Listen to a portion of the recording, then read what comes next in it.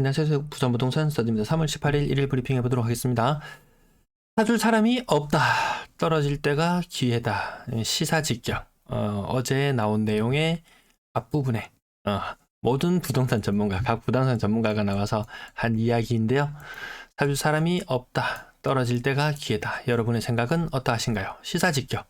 이번 주말에 한번 보시면 좋을 것 같네요. 시사직격 폭등하기와 폭등에 대한 이야기 3월 17일자 방송 내용이고요. 망설이고 계신가요? 구매 적기가 지나갔다. 남들이 사지 않는 지금이 투자의 적기다. 지금 남들이 사고 있어요. 이 말이라는 것이 여기 갖다 붙이고 저기 갖다 붙이고 자기 유리한 쪽으로만 다 갖다 붙일 수 있어요. 다만 우리는 거기에 크게 휘둘리지 말고 차트의 흐름만 보면 이게 한두 건에 모여서 나온 차트가 아니고 수백, 수천, 수만 건이 모여가지고 하루아침에 만들어진 차트가 아니라는 거죠.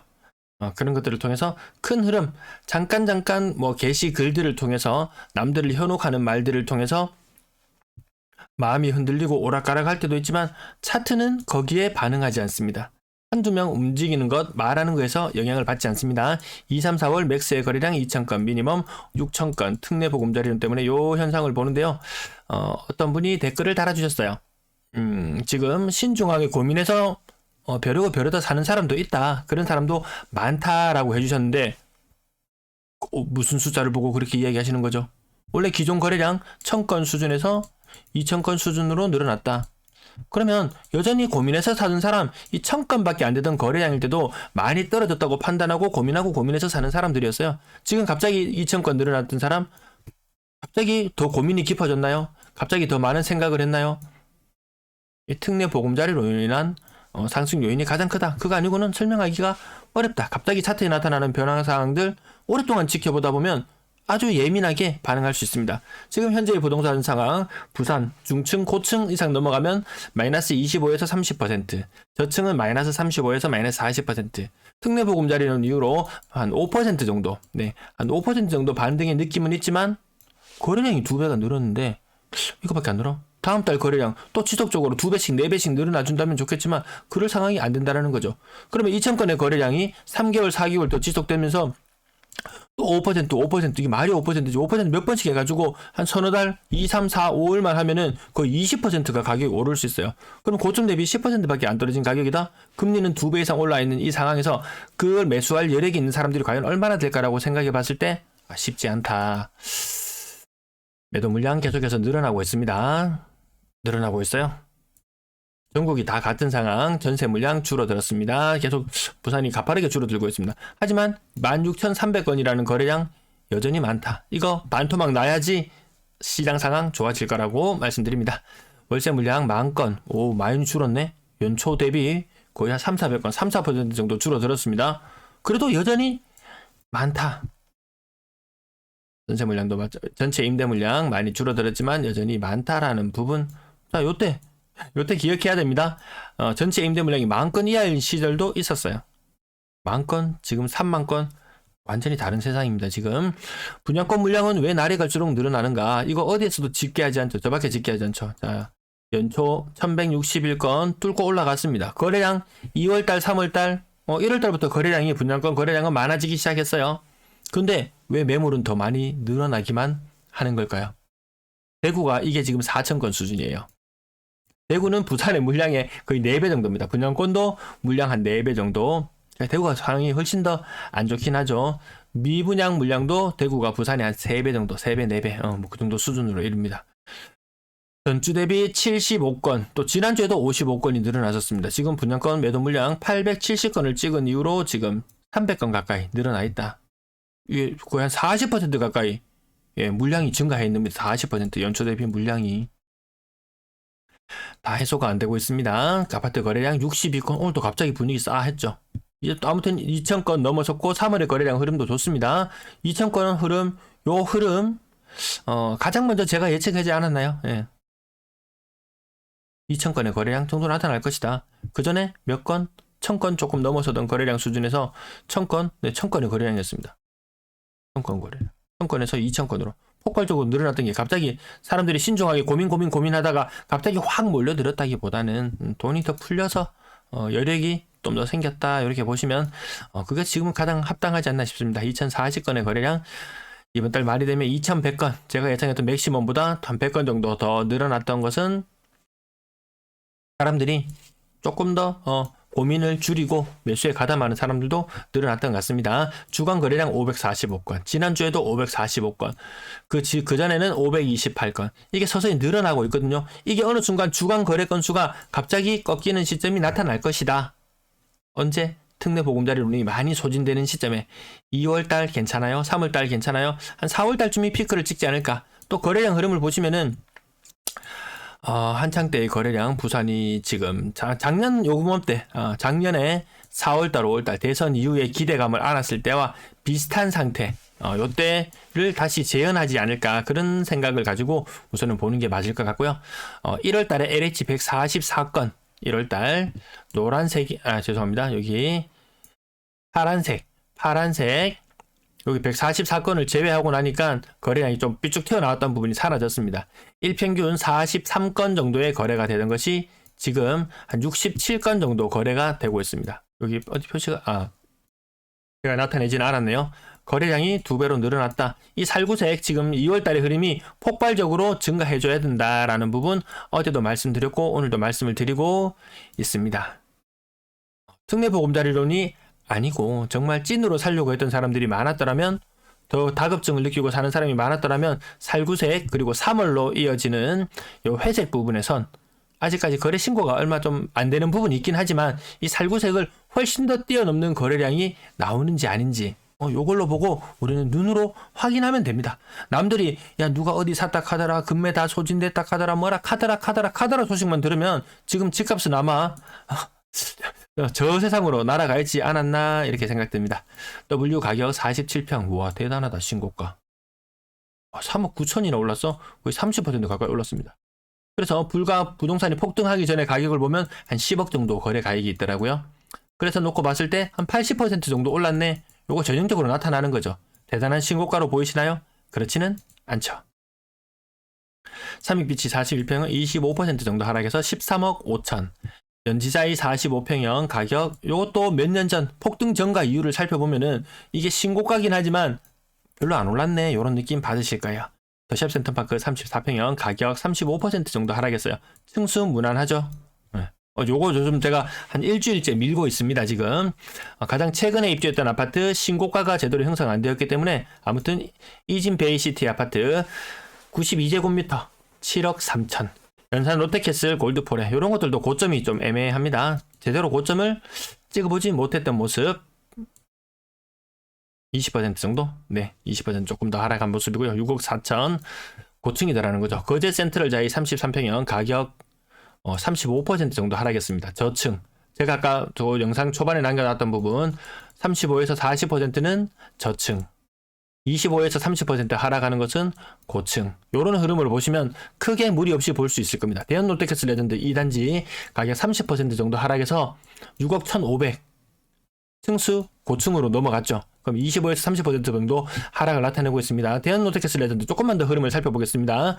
폭등하기 전쯤에 가격 5억 3천, 5억 5천. 이때 폭등을 시작하면서 8억 8,500.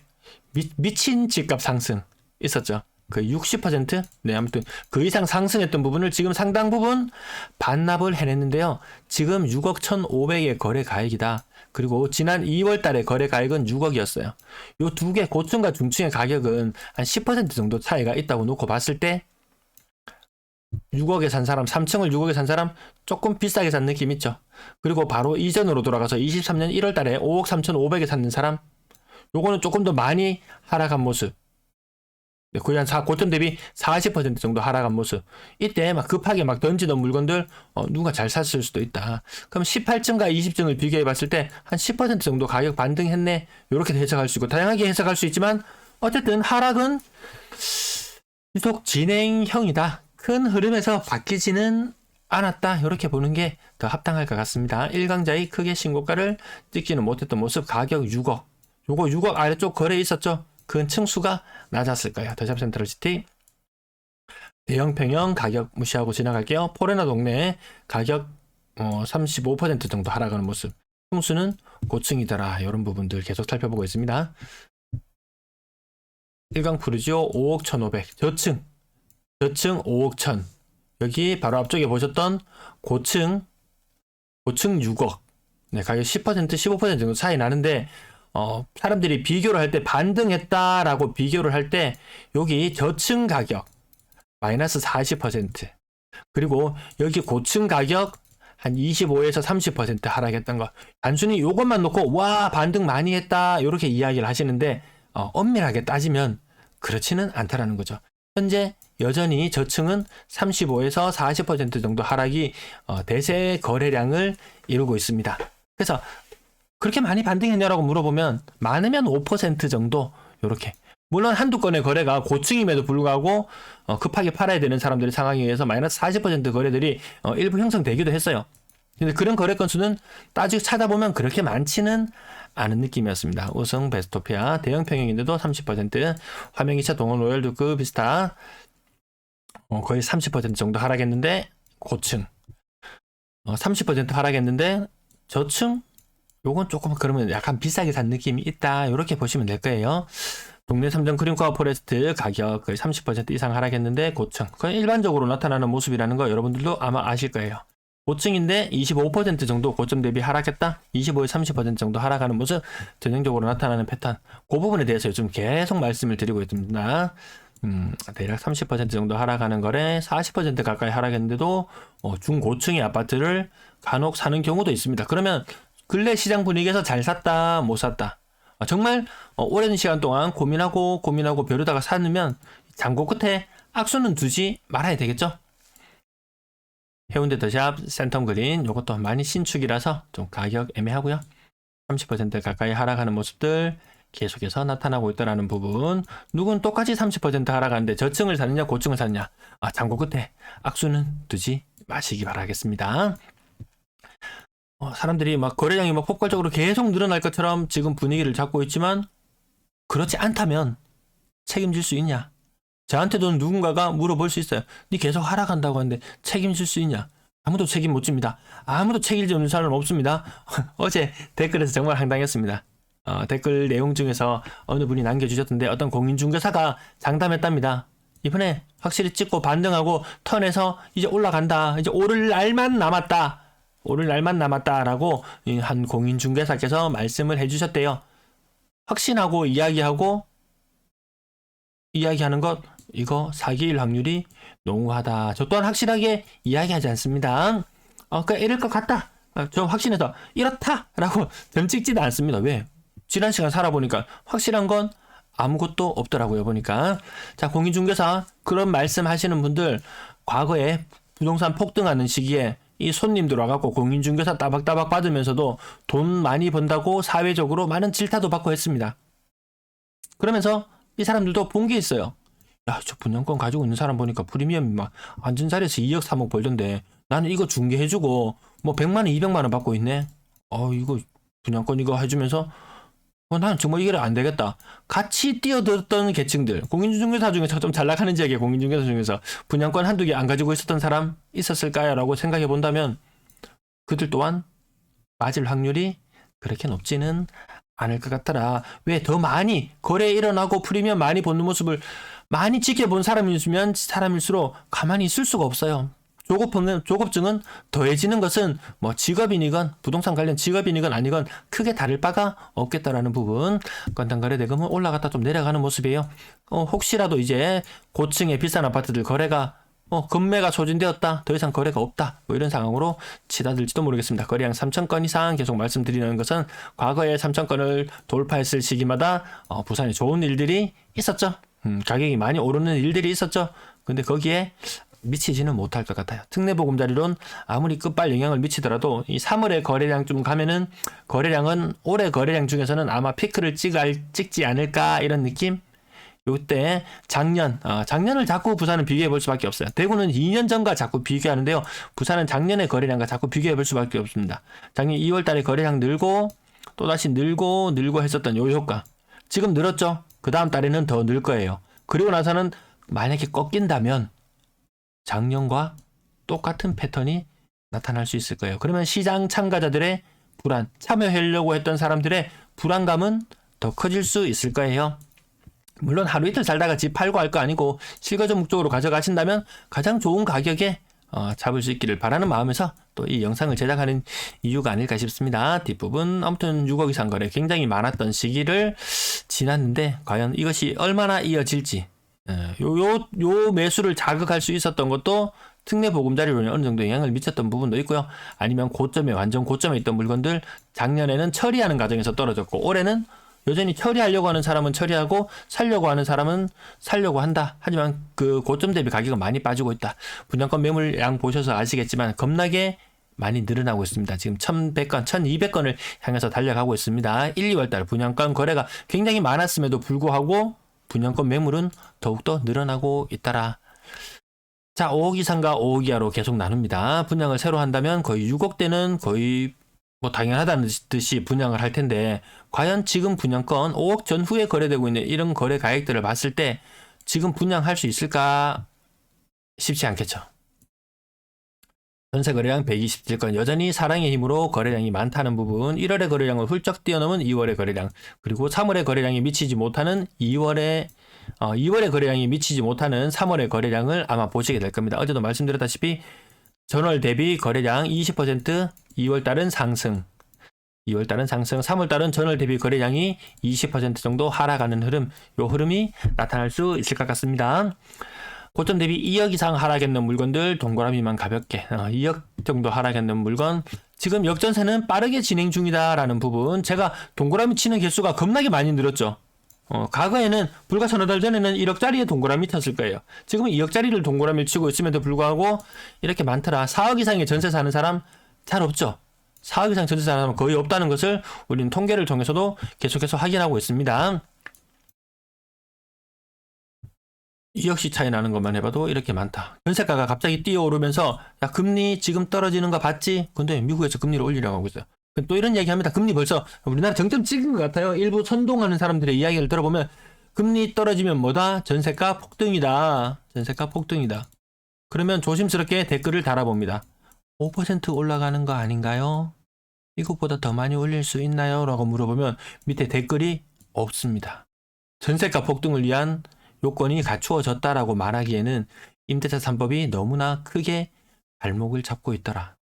지난 정부에서 아주 더디게 부동산 정책을 내놨지만 마지막에는 정말 숨막힐 정도였잖아요. 마지막에는 규제를 다 비웃었지만 뒤늦게 그 규제의 효과들 아직까지 여전히 나타나고 있다는 부분 전세 거래량 비율이 이렇게 높을 이유는 없는데 사랑 이야기 너무 많이 했네요.